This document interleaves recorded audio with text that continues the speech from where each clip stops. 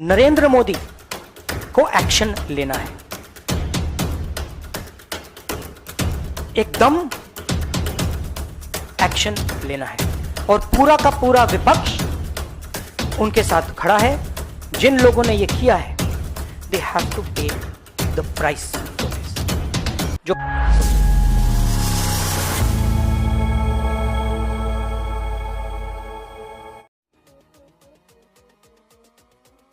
नमस्कार साथियों, अभी राहुल गांधी जी आपको संबोधित करेंगे।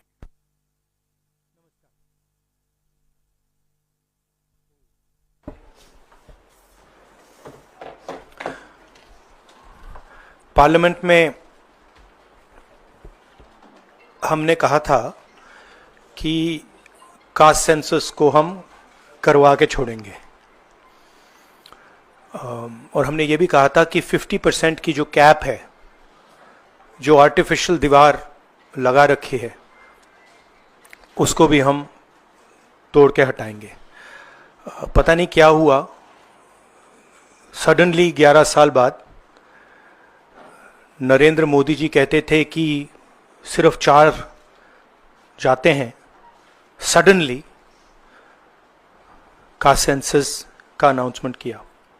हम इसको सपोर्ट करते हैं, पूरी तरह सपोर्ट करते हैं, मगर हम टाइमलाइन चाहते हैं। हम जानना चाहते हैं ये कब तक होगा और ये एक पहला कदम है। तेलंगाना एक मॉडल बना है कास्ट सेंसस के लिए और वो ब्लूप्रिंट बन सकती है। और कास्ट सेंसस को डिजाइन करने में हमारा पूरा सरकार को ऑफर है, पूरा समर्थन है कि हम डिजाइन करेंगे, क्योंकि डिजाइन बहुत जरूरी है। क्योंकि 2 एग्जाम्पल्स हैं, एक बिहार का डिजाइन है, दूसरा तेलंगाना का डिजाइन है, उसमें जमीन आसमान का फर्क है। और मैं दोहराना चाहता हूं कि कास्ट सेंसस पहला कदम है। हमारा जो विजन है, एक बिल्कुल नया डेवलपमेंट का, विकास का पैराडाइम हम कास्ट सेंसस के माध्यम से लाना चाहते हैं। सिर्फ रिजर्वेशंस नहीं, मगर हम सेंट्रल सवाल पूछ रहे हैं कि चाहे ओबीसीज हों, दलित्स हों, आदिवासी हों, उनकी देश में कितनी भागीदारी है। कास्ट सेंसस से एक प्रकार से पता लगेगा, बट कास्ट सेंसस से आगे जाना है। हमारे इंस्टीट्यूशंस में, संस्थाओं में इनकी कहां कहां पार्टिसिपेशन है, पावर स्ट्रक्चर जो है उधर कितनी पार्टिसिपेशन है, ये नेक्स्ट स्टेप है। और हम चाहते हैं कि इस डायरेक्शन में कास्ट सेंसस जाए। हमने एक और चीज कही थी, कांग्रेस पार्टी ने रेज की थी, मैनिफेस्टो में भी था, article 15(5). Article 15(5) is reservation in private education institutions. ये कानून है, ऑलरेडी कानून है, और हम चाहते हैं एकदम इस कानून को एनडीए की सरकार, बीजेपी की सरकार इंप्लीमेंट करना शुरू करे। सेंसस को डिले किया है और अपोज किया था, हम इसको वेलकम करते हैं। ये हमारा विजन है, इन्होंने अडॉप्ट किया, बहुत अच्छा, मगर हम चाहते हैं कि हमें डेट्स बताई जाएं, किस दिन तक ये सेंसस होगा, बजट में इसका पैसा आना चाहिए, अभी बजट में पैसा नहीं है, और फिर जो डेवलपमेंटल विजन है वो हमारे सामने प्रेजेंट होना चाहिए। तो ये मैं आपसे कहना चाहता था, अंग्रेजी में बोल देता हूं। Caste census we have been fighting now for some time, government has opposed for some reason, we don't understand what that reason is. They have suddenly decided to do it. We welcome that. We are happy that they have done the caste census. Telangana is a model state for the caste census. There are 2 caste censuses in front of us. One is Telangana, the other is Bihar. They are completely different caste censuses. The Telangana caste census, the questions have been developed by a process of consultation, not a closed process, open process. by asking the stakeholders what are the type of questions, and it's been a very detailed, very granular exercise. We would like the national census to follow some of the ideas of the Telangana census, and we are more than happy to help the government develop the national census on similar lines. We've had two other issues that we have discussed which are also central, which is the 50% cap on reservations. Now this is becoming an impediment. This is becoming an impediment to development, to progress of our country, and to the progress of backward castes, Dalits and Adivasis. And we want this 50% barrier to be eliminated and broken. We have stated that. We have put enough pressure on the government to get the caste census done. We want a date by when it's done. We are going to put pressure on the government to make sure that 50% cap is destroyed. And after that, there is a third thing, which is the Article 15(5), which is reservation in private educational institutions. It is already a law. We want that law to be implemented as soon as possible.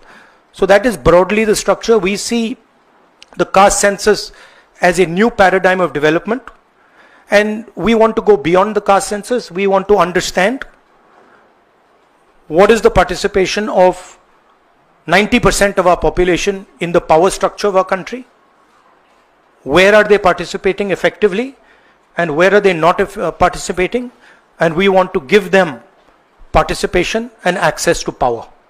So we are absolutely convinced in the Congress Party that the caste census is a first step of a completely new development paradigm in the country, and we are going to push this paradigm through one way or the other.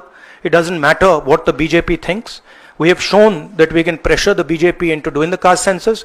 We are going to show you that we are going to pressure the BJP into doing 15(5) and also removing the 50% cap. I think every Congress member, every Congress worker, every single person who has fought for the caste census, and there are millions of people, activists from the backward communities, Dalits, Adivasis, I'm very proud of what you have done. This would not be possible without the effort, without the hard work that you have done. It has been a sustained campaign that we have run, and I'm very proud of every single person who has helped us in this campaign. Thank you.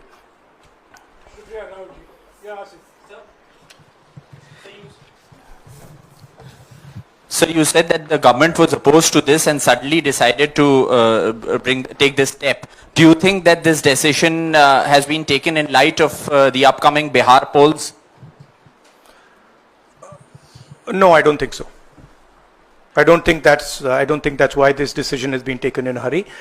I don't need to comment on whether they took it, when they took it, how they took it. Now they have taken it. We are happy they've taken it. Now this needs to be taken forward. Sir, प्रधानमंत्री बार बार ये कहते थे कि ये 4 जातियां होती हैं सिर्फ देश में. अब अचानक से फैसला हुआ, तो क्या लगता है कि आपको जो विपक्ष ने और आप लोगों ने दबाव बनाया, उस दबाव के कारण? ये सिर्फ हमने दबाव नहीं डाला, ये सिर्फ दबाव नहीं डाला है हमने, ये हमने ऑर्गेनाइज तरीके से बहुत गहराई से कैंपेन चलाया है, ग्रासरूट लेवल पे कैंपेन चलाया है, और महीनों से हम ये कैंपेन चला रहे हैं, और इस कैंपेन का असर पड़ा है, इफेक्ट आया है, और इसीलिए इन्होंने ये डिसीजन लिया है. बट कास्ट सेंसस जो मैंने आपसे बोला, ये दरवाजा खोलने का तरीका है. उसके बाद रियल विकास का काम शुरू होगा. एक बार हमें इंफॉर्मेशन मिलेगी तो फिर हम उस इंफॉर्मेशन के बेसिस पे हम एक्शन ले पाएंगे. मैं आपको 2-3 उदाहरण देता हूं. तेलंगाना के कास्ट सेंसस में से इंफॉर्मेशन किस ग्रैन्युलैरिटी की आ रही है और किस टाइप की इंफॉर्मेशन आ रही है. तेलंगाना में जो कॉर्पोरेट स्ट्रक्चर है, CEOs, management team, senior management, ownership structure, उसमें आपको एक दलित नहीं मिलेगा, एक आदिवासी नहीं मिलेगा, एक पिछड़े वर्ग का व्यक्ति नहीं मिलेगा. मैं कह रहा हूं एक नहीं मिलेगा. मैं ये नहीं कह रहा हूं कि 1% नहीं मिलेगा, है ही नहीं. 90% of India is not represented there. First. Second, gig workers, जिनके लिए हमने तेलंगाना में और अब कर्नाटक में हम कानून बना रहे हैं. अगर आप गिग वर्कर्स की लिस्ट देखें, जिसको मैं मॉडर्न स्लेवरी कहता हूं, उसमें आपको सिर्फ ओबीसी, दलित और आदिवासी मिलेंगे। तो ये दो स्ट्रीम्स बन रही हैं, एक स्ट्रीम मजदूरी की स्ट्रीम, गरीबी की स्ट्रीम, बेरोजगारी की स्ट्रीम, जिसमें दलित, आदिवासी, पिछड़ा वर्ग है, और दूसरी स्ट्रीम जिसमें एक छोटी सी एलीट पूरे के पूरे सिस्टम को कंट्रोल कर रही है, उसके ऊपर अदानी जी, अंबानी जी बैठे हैं। तो ये कास्ट सेंसस इस चीज को बदलने का फाउंडेशन है, पहला कदम है। राहुल जी, आप लगातार दबाव बना रहे थे, लेकिन पिछले 11 सालों से प्रधानमंत्री मोदी इस पर नहीं मान रहे थे। अभी पहलगाम का इतना बड़ा हादसा हुआ, क्या आपको लगता है कि इस वक्त में जो टाइमिंग है प्रधानमंत्री की कास्ट सेंसस को मानना, वो पहलगाम से ध्यान भटकाने की कोशिश है? आप जर्नलिस्ट हो, ये आप लोगों का काम है, आपका काम स्पेक्यूलेशन है, मेरा काम स्पेक्यूलेशन नहीं है, मैं फैक्ट्स पे काम करता हूं। तो आप स्पेक्यूलेट कीजिए, मैं इस पे स्पेक्यूलेट नहीं करूंगा, मेरे को स्पेक्यूलेट करने की जरूरत ही नहीं है। उन्होंने क्यों लिया, क्यों नहीं लिया, उसमें मुझे कोई इंटरेस्ट नहीं है। लिया, और ये बड़ा स्टेप है। मैं सिर्फ ये समझना चाहता हूं कि ये सेंसस कब होगा और ये किस प्रकार से सेंसस होगा, कौन से सवाल इसमें होंगे, क्योंकि आप कह सकते हो कि हमने सेंसस कर दिया और फिर रेलेवेंट सवाल आपने नहीं पूछे, तो फिर उसका कोई मतलब ही नहीं है। तो तेलंगाना में हमने बहुत गहराई से पब्लिक में जाकर कंसल्टेशन करके, लाखों लोगों से कंसल्टेशन करके हमने डिजाइन किया है। तो we want a people census, we don't not want a bureaucrat census. Sir, आप पहले ही कहते थे कि एक्सरे है ये, तो एक्सरे के लिए सरकार राजी हो गई है।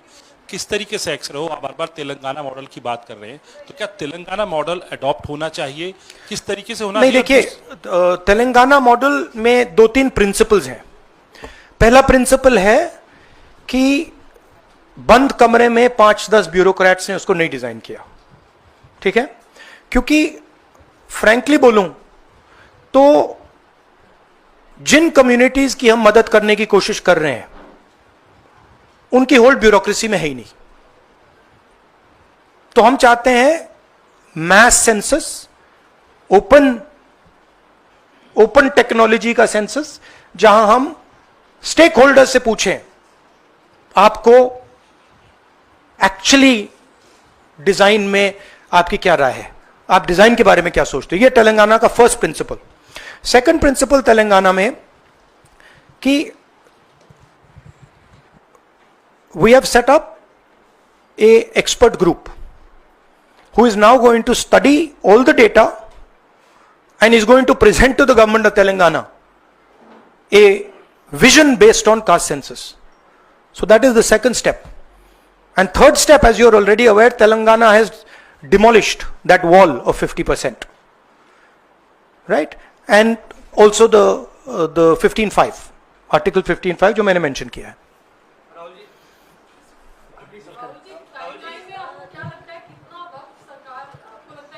मुझे लगता है, मेरी इमीडिएट सस्पिशन है कि ये वो वुमेन्स बिल वाली स्ट्रेटजी टाइमलाइन वाली है, but I hope that better sense prevails. अच्छा, नो, आई वांट टू से one other thing which is frankly बहुत जरूरी है, और आज ये शायद कास्ट सेंसस से भी ज्यादा जरूरी है। मैं आज कानपुर गया और वहां पे जो टेररिज्म के विक्टिम थे उनसे मैंने बात की, परिवार से मैंने बात की। कोल्ड ब्लडेड तरीके से उनके बेटे को मारा गया है, बिना मर्सी के।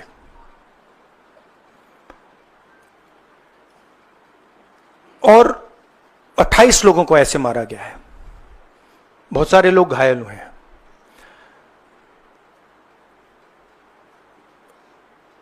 मैं इस पे कमेंट नहीं करना चाहता हूं ये कैसे हुआ। मैं सिर्फ ये कहना चाहता हूं कि जिन लोगों ने ये किया है, जो भी हैं, कहां भी हैं, they have to pay for this. And they have to pay for it properly. Not in some half-hearted way. ऐसे आलतू फालतू तरीके से नहीं. They have to pay for it properly कि इनको याद रहे कि हिंदुस्तान के साथ ये नहीं किया जा सकता है. हमने क्लियरली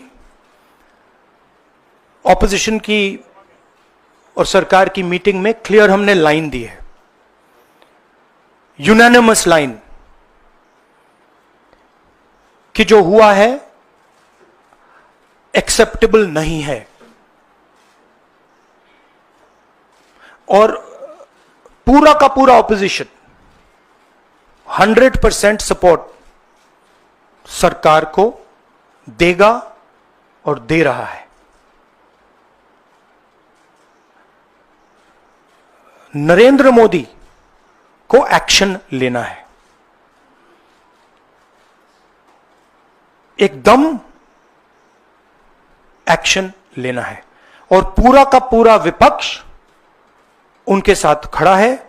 जिन लोगों ने यह किया है, दे हैव टू पे द प्राइस फॉर दिस. जो परिवार है उन्होंने आप लोगों को मेरे थ्रू एक मैसेज दिया है. एक्चुअली प्रधानमंत्री जी को उन्होंने मुझे कहा कि आप प्रधानमंत्री जी को यह बताइए. तो मैं 28 जो हमारे शहीद हैं उनके साइड से प्रधानमंत्री को आपके माध्यम से मैसेज दे रहा हूं. प्रधानमंत्री जी, उन्होंने कहा है कि हमारे जो बच्चे हैं वो शहीद हुए हैं. हम चाहते हैं कि आप उनको शहीद का दर्जा दीजिए, रिस्पेक्ट दीजिए. ये मैं कहना चाहता था. आप सबका बहुत बहुत धन्यवाद. Thank you. राहुल जी, शुक्रिया शुक्रिया शुक्रिया शुक्रिया Rahul ji. We are saying, I am saying that 28 people have been killed in cold blood. Okay? It is pretty clear who is responsible for this. The people who are responsible for this must pay a price. The Prime Minister has to take action. Right? And the action has to be clear and it has to be strong. Without any confusion. The Prime Minister must not dilly-dally, must not waste time, must make it very clear that India is not going to tolerate this type of nonsense. So he needs to act. That's what I'm saying. He can act in whatever time frame he thinks necessary, but he has to act soon. Are you saying that the action शुक्रिया. should be beyond the I think you heard what I said. या शुक्रिया I शुक्रिया said, शुक्रिया. I think you heard what I said. I said, let me speak. I'm not advocating anything. I'm being very clear. The people who've done this need to pay a price. Okay? And the Prime Minister has to act on it now, firmly. He should not dilly-dally. He should not be in a confused state. Thank you. Thank you.